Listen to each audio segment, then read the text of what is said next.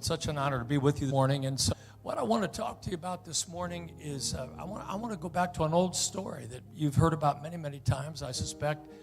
We're gonna look at what Jesus talking about the two sons and the father in Luke chapter 15. And it's a very well-known story, but I've come to believe over the years, I've preached it many times, I learn something new every time I go back to it. But I've come to believe that this is a very profoundly misunderstood story, because usually it's taught as if it's about the two disobedient sons. And then the way it's applied to us is basically, which one are you? And so there's all kinds of shame that comes out of this text, because we can find ourselves two sons. They could have been daughters, but they were sons. And so we walk away feeling like, man, I just got to stop being that bad kid that I still am inside my heart. But the fact is, this parable is not about the sons. This parable is about the Father. In fact, you might say it like this, and I'm going to read through this story one more time in just a moment, but you might say it like this. Luke 15 is the one spot in the New Testament narrative where Jesus, the second person of the Trinity, the Son of God himself, in living color, tells us what God the Father is like. I would suspect we need to pay attention to that. So this parable is not about how we are with him. Jesus is telling a story about how on our worst days, he is with us.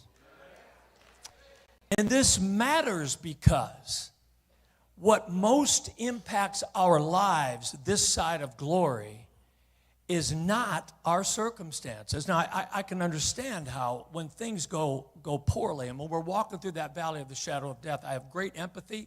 I've been there in so many times of my own life. I get it. We feel it.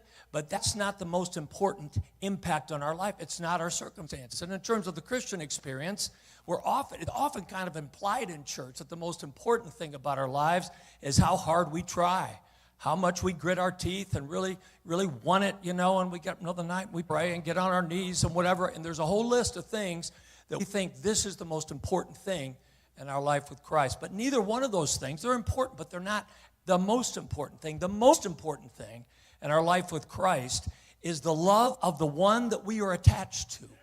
The most important thing in our life with Christ is the attunement of the one that is called our one great love, and how he attunes to us as his sons and daughters, no matter what, all the way home. So Jesus is saying in this parable this morning, stop gritting your teeth, sons and daughters of God. Stop shaming, because shame is the main tool of the enemy to keep us from flourishing in the Christian faith. Stop obsessing about your personal version of the Christian list, and we all have one. And start drinking in the gaze of the one who loves you most and has loved you from before the beginning of time. Now, to just kind of give us a feel for what this is going to feel like in this story, I want you to pay attention to your screen. Nakia is going to put up a little video by a comedian that some of you may be familiar with. His name is Michael Jr., and I'm not going to say much. Just watch the video and let it speak to your spirit. So, me and my wife were looking at some old home videos recently of our youngest daughter being born. I'm going to show you the video. Not her being born, because my wife would be like, you doing what? We got some conflict we need to talk about. So it's a video of our youngest daughter being born. I took this video. The video you're about to watch is a video I took, but I didn't understand the power of it until I watched the video. So let me set it up for you. She's like 2.5 minutes old. Our daughter's 2.5 minutes old at the time. And they got her under that little chicken warmer at the hospital, the little thing to keep the french fries warm. I don't know what kind of insurance we had, but that's what they got her under. And the nurse is about to clean her up, and she starts to cry.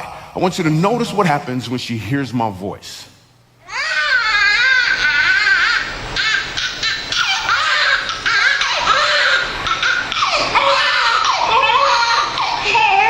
Okay, look, I'm right here. It's okay. I'm right here.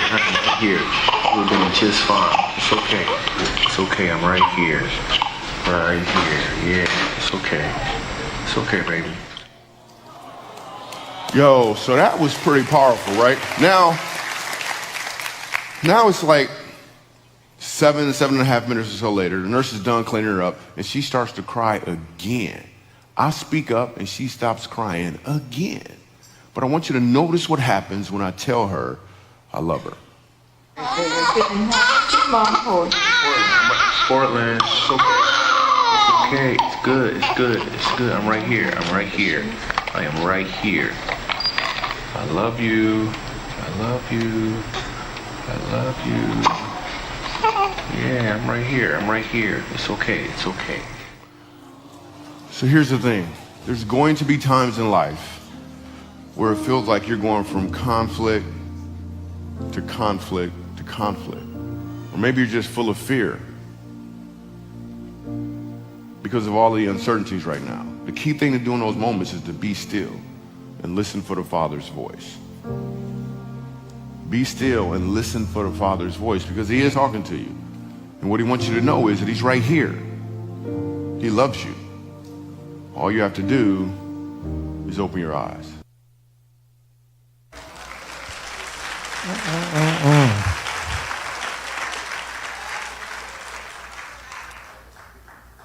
So Dr. Kurt Thompson, a Christian psychiatrist and a neuroscientist in his own right, a student of the brain, if you will, says that we all come out of the womb, like little Portland, looking for someone, looking for us. Looking for someone, looking for us with love and delight. He goes on to say that our brains aren't wired to respond to rules, which is very interesting, since so much of Christianity, if you ask a non-Christian on the street today, what is Christianity about? I will promise you, it is very unlikely they will say it's about looking for someone, looking for me with love and delight, but they will mention a list of rules that they have garnered over the years from people of faith. But that's not the way our brains are wired. Our brains are wired to respond to love.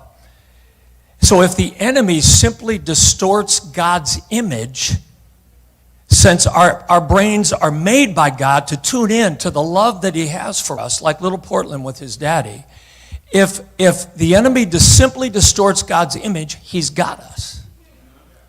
And sometimes he starts when we're young, because if mom and dad don't know that love and all they have is control and shame and rules, God bless them, but they give us what they have. And you know, the intention of mom and dad's love, not the shame and the rules and the harsh discipline, is to love us in such a way that when they begin to tell us about God's love, the gap between our love and God's love isn't this, but it's this. But if the enemy distorts God's image, then all of a sudden, instead of responding the way our brains are made to respond to that love, we're stuck with all we have left, which is a bunch of rules, which is the reason Christ died to begin with, because even if the rules are good, we couldn't keep them if we had to. So think about Genesis 3 for a moment. Genesis 2:25, Adam and Eve, naked and not ashamed, wrapped up in God's love. In Genesis 3, the only thing the enemy had to do, it wasn't seemingly any big deal. He simply said, you know, that God that you worship, that you love, that he tells you love is everything, and he tells you that he's got you. He said, did he really say that tree is not good for you? He just he compelled Adam and Eve to doubt God's character, just twisted it just a little bit, and all of a sudden he had not only Adam and Eve, he had all of humanity. So in this particular parable, the reason it's so important, because this is where Jesus, the second, I'm going to say it again, the second person of the Trinity, tells us as his sons and daughters, in our darkest hour, this is how God's face looks. In our darkest hour, this is how he is and feels about and responds to and attunes to us as his sons and daughters. So before I read this text, I'd like to just invite you to consider 2 or 3 things that I want you to pay attention to while we're reading and through the rest of this little talk. The first one is, I want you to notice as Jesus describes God the Father, how counterintuitive the Father's actions are toward his wayward sons. It just doesn't make sense. In fact, if we had a little small group about parenting, for the most part, we would be put off if we used Luke 15 as the main text, because these sons are so absolutely disrespectful. We'll talk about that more in a moment. And yet, Jesus, the Son, says, this is, no matter how counterintuitive it seems, this is how the Father is toward his sons and daughters. So pay attention to the counterintuitive notion of the Father responding to his wayward sons this way, and yet Jesus says that's exactly how he is, no matter how counterintuitive it seems. Second thing is, I want you to notice when we read this story how our own past experiences impact how we see God the Father in the present. So when we dive into this parable, and this won't be just about this morning, but I encourage you to reread and ask the Lord to show you how in some ways your opinion of who God the Father is toward you is shaped by some of the wounding of the caregivers, the fathers, the mothers, the coaches, sometimes even the teachers and the pastors of our past. So, for example, my dad and my mom, they did the best. I think on balance, moms and dads do the very best they can, on balance. But my dad always tuned into me when I performed. He did not know much about tuning into me when I was just a human, just sitting. My dad, I have almost zero memories of him ever just sitting down with me, as if being with me in and of itself had great value. So what I did, because this is the way kids are, we're intended to intuit that the way our moms and dads and caregivers are toward us is the way God is toward us. So unconsciously, I didn't do it on purpose. Unconsciously, I began to put on the face of God the face of my Father. And so I grew up in Christianity believing that God too did not value me enough just to be with me. He only valued me when I performed for him. And so I performed for 36 solid years until one night, after giving a talk, another performance for Jesus on the east side, up on the northeast side, where a guy said, "That's the best talk I ever heard, son." It meant nothing to me because I was so empty inside. On the way home, I almost took my life over I-94 because my brain was never meant to respond to rules. It was meant to respond to love, not performance, but unconditional love. So pay attention as you're reading this parable to how maybe the voices of your past might impact your ability to receive what Jesus is saying about God the Father and how he really, really, really cares about you. This, by the way, is not dissing our parents. We're just telling the truth. And the truth will set us free. It will set us free. So the third thing I want you to pay attention to as we read this parable is, I want you to allow yourself to feel this story. There's a reason why Jesus didn't tell us about God the Father in 5 points, like Paul will often do in his letters. That's a good way to teach. Nothing wrong with that way. But Jesus wants us to not just think about truths about God the Father in our left brain. He is good. He is holy. He is loving. By the way, do we notice that in Western culture, we are addicted to our left brain? We are all about facts. Just tell me more facts about the Bible. Just tell me more Greek words and their definitions. Just give me a little more exegesis. But exegesis alone will never heal the damage that we've experienced in our hearts. That truth is good, but it has to be combined with healing experience. So when you listen to this story this morning, and we talk about it just for a moment, allow yourselves to feel the story because it will position your hearts for a small work of healing this morning and on into the future. The brain scientists tell us that when you walk into a space, you and we sense before we make sense. Our right brain immediately feels something. When you walked into El Bethel this morning, it was so quick you didn't know it was happening. You felt something, and then you put language to what you were feeling. And so false beliefs about God are often embedded in our experience. And so we cannot be talked out of them. The therapeutic community knows today that if we've been traumatized by experience, talk therapy doesn't work very well. But what works is love, experiential love through many different kinds of therapies that will heal sometimes without words the wounding experience that has been embedded in our body. So today, as we read this, I'm inviting you not to overanalyze.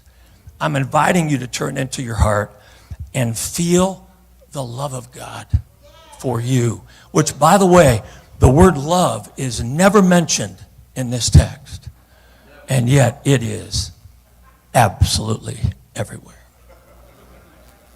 So here we go. Here we go. I've only got another 2 hours, so just sit tight. Sit tight. All shall be well.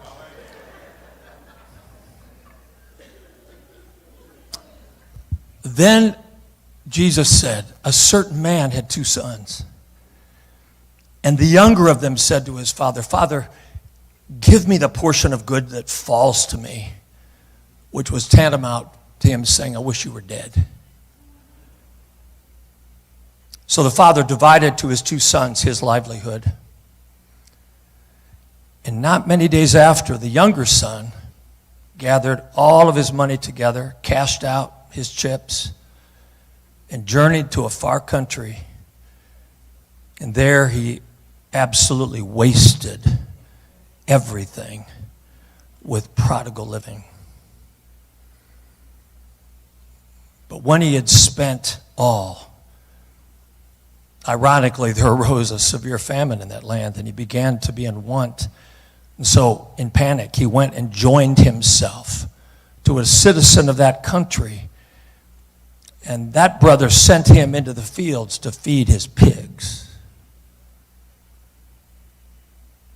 And he would gladly have filled his stomach with the carob pods that the pigs ate. But no one gave him anything. And then he came to his senses. And he said, how many of my father's hired servants have bread enough and even bread to spare, and here I sit perishing with hunger? I'm going to get up, I'm going to go to my father, and I'm going to say to him, Father, I've sinned against heaven, I've sinned before you, and I'm no longer even worthy to be called your son. So please, just please, in your mercy, just make me like one of your hired hands. And so he arose and began to go to his father. But when he was still a great way off, his father saw him and had compassion and ran and fell on his neck and smothered him with kisses. And the son started his speech. He said, Father, I've sinned against heaven and in your sight. I'm no longer worthy to be called your son. But the father said, hush, son. And he said to his servants, bring out the best robe, put it on him, put a ring on his hand, and put sandals on his feet, and bring that fatted calf that we've been fattening up for the most important ceremony of the year, and kill it now. And let's eat. And let's have a party, because my son was dead. Now he's alive again. He was lost. Now he's found. And they began to be merry. Now, his older son was in the field, and when he came in and drew near to the house, he heard all the music and the dancing. So he called one of the servants over and asked, what does all this mean? And the servant said to him, well, your brother's come home, and because your father has received him safe and sound, well, your father has killed the fatted calf for him. But man, that older brother, man, he was angry. And he would not go into the party. Therefore, his father came out to him. And he begged him to come in. And the son said, look, Dad, all these many years I've been serving you, I never transgressed even one of your commandments at any time, and yet you never even gave me a young goat that I might make merry with my friends. But as soon as this son of yours has come home, the one who has devoured your livelihood with prostitutes, you killed the fatted calf for him?" And the father said to him, "Son, you're always with me, and everything that I have is yours. Son, it was right that we should make merry and be glad, for your brother was dead, and he's alive again. He was lost, and now he's found." May God add his blessing to the reading of his word. So a couple of things that I'd like you to pay attention to this morning about this story. The first is this.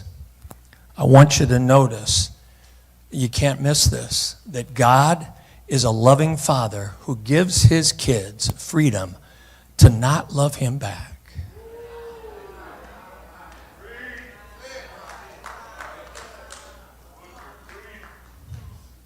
Look, man, we can't really understand in the modern context how utterly disrespectful these sons were as kids of a wealthy landowning father in the ancient world. The younger son, literally, as I kind of paraphrase the text, he wants his dad dead. To ask for your inheritance before the father had died was to say, "I wish you were dead." The older son is whiny, he's self-absorbed, he's absolutely ungrateful for his position of privilege in life and the fact that his father had loved him well. And you would expect any self-respecting, any kind of education about parenting at all, kind of a father to reject both these sons, but instead, the father continues to love his sons at the cost of his own suffering.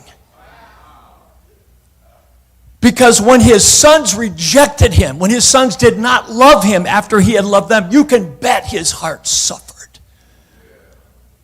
But because his love the suffering was cycled through his love, he was able to not reject his sons because they did not love him. He was able to love them in the midst of his suffering over their unlove. Shades of the cross of Christ.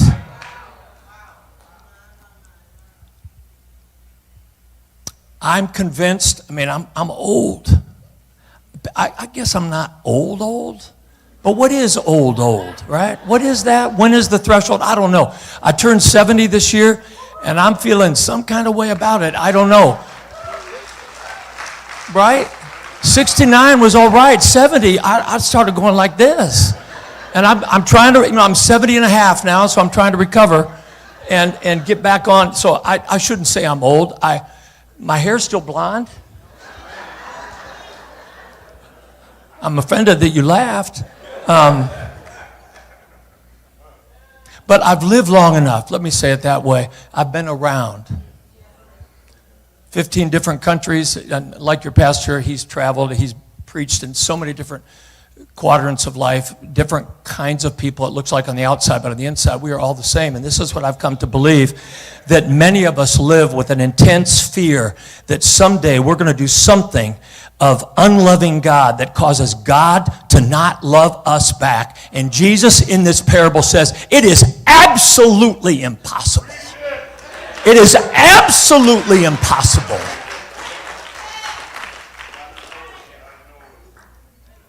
Because the Father's love, unlike some of our precious parents and coaches and even pastors and caregivers whose love seem to be dependent upon our performance. Sometimes as kids, we started to discern that at such an early age that we would start to make sure that when dad came home or when mom came home, we would act in some kind of way because we didn't want to upset them, because if we did, we weren't sure if they would love us. But God is not like that. His love isn't dependent upon our love for Him. He only desires to keep us safe, even as He suffers for us because of our unlove toward Him. So, show the picture at Ikea, if you don't mind, of my girls. I want to apologize for those short shorts over there on the left. That's the way it was. We're standing there outside the Soldier Field in Chicago, and we've taken the girls, you can see we've taken them to the aquarium, and they all have their little, I don't know, some kind of animal from the sea. And all of that. And then over on the right, that was at my 70th birthday. You can see my 4 daughters. Actually, the one young lady is my wife, who's right next to me, and then my 3 girls grown up. And yeah, right, Davenport. So here's the deal. I'm just an earthly dad. There is nothing they could ever do. There is nothing they could ever do. If they flipped me off and started spreading rumors about my character and tried to steal whatever few dollars I have in my bank account, there is nothing, can I say the word again, capital N-O-T-H-I-N-G, there is nothing they could do to unlove me to not loving them. So if that is the way I am as a broken earthly father, Jesus is saying, how much more God the Father, who created us out of love, and who sent his Son to pay the penalty for all of our unlove, how much more will he love us, even in the darkest days of our life when we just can't find our way to loving him? So if the enemy has been lying to you about there might come a day, like you feel like you're on the edge, because there might come a day when you might step over and God will have to say, well, that's just about enough. I got no time for you anymore. Jesus, the Son of God, the second person of the Godhead, says this morning, that is a lie. Because God is your Abba. He's your Father. He loves you. And he will never turn his back on you, no matter how many times you or I turn our backs on him.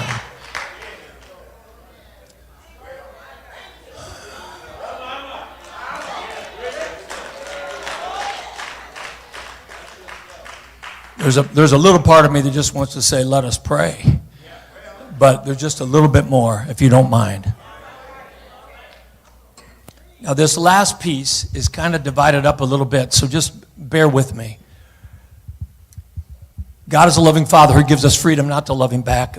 God is also, Jesus says in this story, a loving Father who, there's 3 kind of key words here. He sees us. He pursues us. He comes for us. And he always comes for us with loving compassion, no matter what. No matter what. You're going, all of us right now are thinking of that one exception in our mind. And Jesus is saying, no matter what, no matter what, no matter what, all the way home.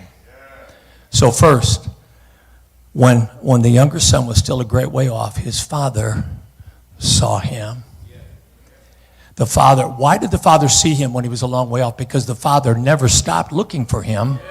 The father never stopped walking by that picture window. The father never, ever stopped gazing day after day, night after night, 24/7, because of his love for his son. He was always looking for a glimpse of the son who had chosen to not love him in that moment and to walk away. And then, this is a little more subtle, but I think it's just as important. In verse 28, when the father saw that his son wasn't at the party, his older son, he came outside to find him. Now, you have to paraphrase a little bit. It doesn't, I kind of added my own paraphrase, but the spirit of the story is the father walked into the room, and because he was a dignitary, he had obviously invited many of the other wealthy landowners in the area to this party. He did not care about any of them, or their stature, or their power. When he walked into that room, he was looking for one human being. The younger son was already there. He was looking for his other son. And when he didn't see his other son, he immediately left his party guests, which in that culture would have been a true party foul, and walked outside and gazed the countryside to look for his older son. So the therapists tell us that our brains, again, we already learned that our brains are made to respond to love. But if you wanted to parse out what it means to be loved, they talk about these 4 words. We long to be seen, safe, soothed, and secure. The first one is seen, because when we know that we're seen, we start to feel safe and to feel soothed and secure. By seen, I don't mean that when we're somebody just because they're looking us in the eye, and you know what I'm talking about. Even in church, you can have a conversation with somebody and they're looking at you, but they're not seeing you. Their eyes are glazed. Sometimes they can't help themselves. They dart and they're looking beyond you, and what you immediately intuit to it is, I'm not seen, I'm not safe with this person. You may not have language for it, but it's exactly what you feel. When you walked in this morning to El Bethel, the way our brains are wired, we're looking for love. The way we begin to experience it is if somebody sees us in the parking lot, if somebody greets you and you know they mean it. And by the way, how would you know? Our limbic brain, our right brain senses. I mean, when you hear the brain scientists talk about the right part of our brain, the part that senses things, it's almost telepathic. They wouldn't use that word because it's too creepy. But it's almost like when Pastor Glass and I saw each other the other day, when we hadn't seen each other for a long time. Our limbic brains were clicking. They were firing right like that. And I could feel my brother's honest love toward me. And I promise you, because I've known him so long, my brain is trained to tune into this brother. So if there would have been something off, my limbic system would have felt it from him even before I had language from my left brain to put on what I was feeling. So we long to be seen, soothed, safe, and secure. Every day, walking around, that's what our brain, we're looking for love manifested by being seen. Here's the bottom line. So many of us never feel seen. Not by mom and dad. I mean, they might have put food on the table, but did they see us? I'm not throwing my mom and dad under the bus. My mom and dad did the best they could given their background, all right? They saw the idea of me. They didn't see me. Many of us feel tolerated but not seen, judged but not seen, overlooked but not seen, forgotten but not seen. When Jesus was on the planet, watch his ministry. The first and most important thing he did was see folks who walked around Palestine feeling unseen. So that woman at the well, read it in John 4, man. He saw her before he went to her. He saw her alone, marginalized, abused by men, and he went to be with her. And you'll notice when he got there, he didn't start preaching at her. He sat there, and his gaze was the gaze of the Father in the Son, who shows us who the Father is. And so the reason Jesus didn't just preach this parable, but live the way he lived, was to show us by his life that the way the Father is toward us, no matter what we've done or what we're doing at the moment, he always sees us with the love of Christ. Toni Morrison said one time, the reason I'm a great poet is not because of a gift. The reason I'm a great poet is not because of my education. The reason I'm a great poet is because when I walked into my Father's office, his eyes lit up. What would it be like today, sons and daughters of God, to begin to believe that he sees you?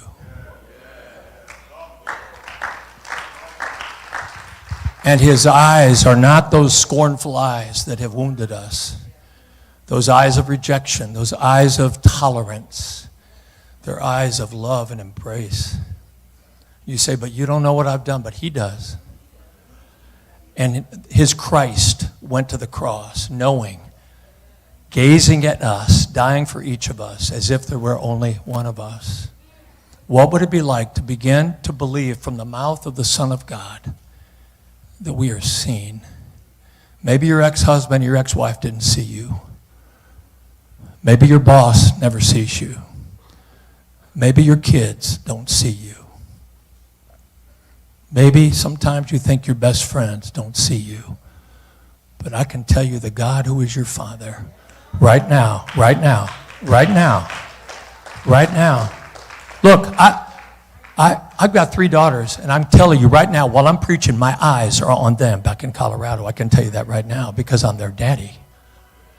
The God of the universe has his mind on each one of us this morning. He sees us because he's our Father and he loves us. So that's the first step. How about the second one?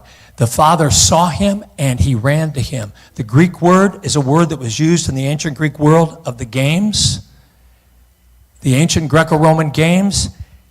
It could be translated raced. So look at the picture that you're going to see right now. And it's a picture that somebody drew of the Father running toward his Son.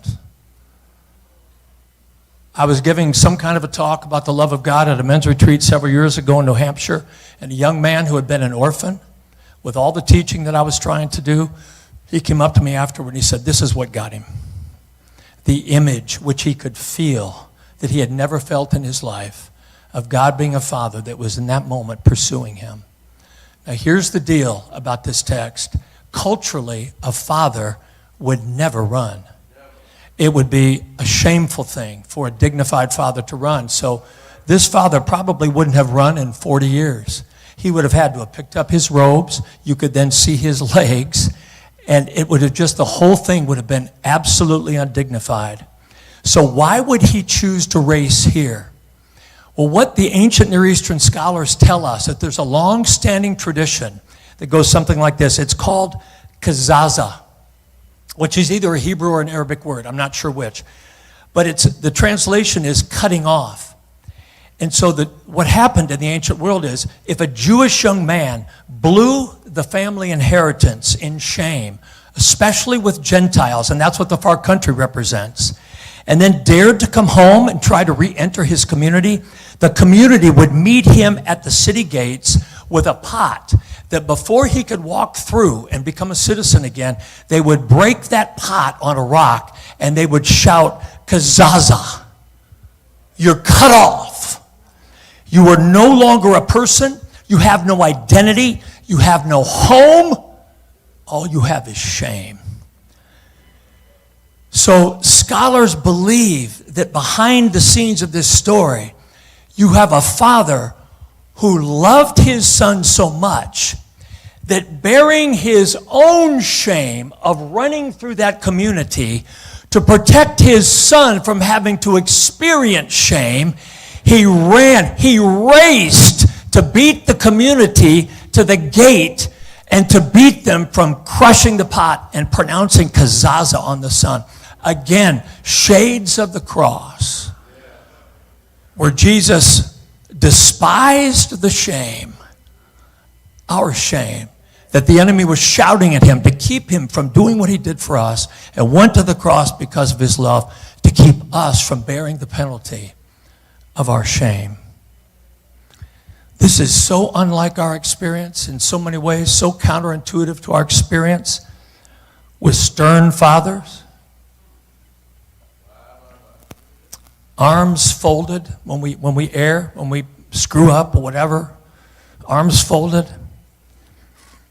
And the implication is, if you want to get back in my good graces, here is the gauntlet of shame that you're going to have to go through. And we all had our own version. Many of us had our own version of that.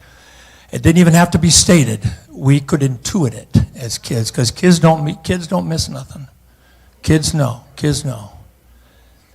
But God, in our shame, even right now, for those of us who came in this morning all dressed up for church, but feeling so much shame. Brothers and sisters, man, this is the safest place on earth. And sometimes we don't feel that way. Yeah, there are humans here. We can gossip, I know. But there's no safer place than this, even given that tendency that we have. And we come into church, we kind of think sometimes we just have to kind of fill the part, play the game, fit in. But I'm going to tell you, this is the place where we're supposed to, in community, meet the God who races to the cross to bear our shame. And I think what I want to say is, you don't have to hide that shame in this house. There is the love of God in this house for you, to hold you and to love that shame, push back that darkness, that shame you down so that you can be set free. This story shows, clearly in this story, God is our home. He is our home. There's no question. But this story shows even more clearly that we are his home. He came to live in that tabernacle in the Exodus wilderness to be with us because we're his home. They built a temple in the middle of Jerusalem so that God could dwell there because we are his home. And then, unlike any of the ancient Near Eastern religions, you just don't find this story, the story of the incarnation, where God said, I want to come and be with my people because they are my home. And then when the Christ went back to glory, he left the Holy Spirit to live in us. Today, if you believe in Jesus, you are God's home. You are God's home. And one day when the new heavens and the new earth, Revelation 21 and 22, we're not going to, in the new heavens, we're not going there. He's coming here. Because we are his home. Look at this quote. I'm almost done, by the way. Look at this quote. I didn't want to, blow our minds with a ton of quotes, but Nakia, put up the quote that I gave to us. Read this carefully. Take it in emotionally. How radically the character of my spiritual journey will change when I no longer think of a God who is hiding out and making it as difficult as possible for me to find him, but instead as the one who is looking for me while I'm doing the hiding. Changes our life. Remember Psalm 23? Kind of the add-on verse at the end. Surely goodness and mercy. Do you know what that second word, mercy? It's the Hebrew word chesed. It means a love that pursues. And after all of the other stuff in Psalm 23, including the valley of the shadow of death, the final notion is a Luke 15 notion where the psalmist says, surely God's goodness and his loyal love will chase you down. He'll pursue you. He's coming for you. No matter what you've done, no matter what you think you've done, no matter how many times you think you've done it. He is always, always coming for us. This morning, I'm telling you, my brothers and sisters, if I know anything about this book, and the more I read, the more I know I don't know. I know this, he's coming for you this morning. He's already racing to you to take your shame, to pull that shame off of you, to put it into his own body so that you can be free. Last thought, the word compassion. The Father saw him, and his initial response, do not miss this. And again, I'm not trying to be rude. I can be kind of locker room sometimes. So sorry. It's gotten me in so much trouble over the years, but that was then. This is now. And I love you, and I know you love me. So even if you've spent the last number of years flipping God off, not just in the far country with some hidden addiction or whatever, but maybe over here in religious land. No judgment. I'm not your judge. We got one judge. But I'm just saying, how lonely is it over here in that space? Whenever we come in, we just kind of have this thing. We're so full of shame, we have to act like we're better than others. That was the problem with that older brother, man. He couldn't deal with his bad self. He could not deal with his bad self, and so he had to project on others that he was better. And it was lonely. You can feel his misery. And the Father came outside the party looking for him. If you've been living in religious land, my brothers and sisters, he doesn't just love the party animal.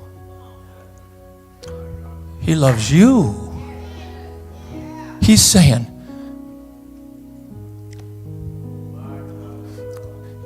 don't live in the loneliness of the rules. Don't live in the loneliness of always trying to achieve and accomplish. Come into the party. Come into the party and feel the love of God. He came out and chased down that older brother, just like he chased down his younger son and said, come in and let me love you all the way home. Listen to me. God is not mad at you. You say, well, doesn't God get mad sometimes? He does. Because any human relationship involves all the emotions. He can get mad. What Jesus is saying is not that he doesn't get mad. He's saying his primary and first response to us, no matter how many times we've been running, no matter how many times we flipped him off, is a heart of compassion toward us. This morning, I can promise you that he sees you. He's coming for you. And his heart is full of compassion. His heart is broken for you. He just wants you to know it's safe to come home. Now, I haven't preached at El Belton in a long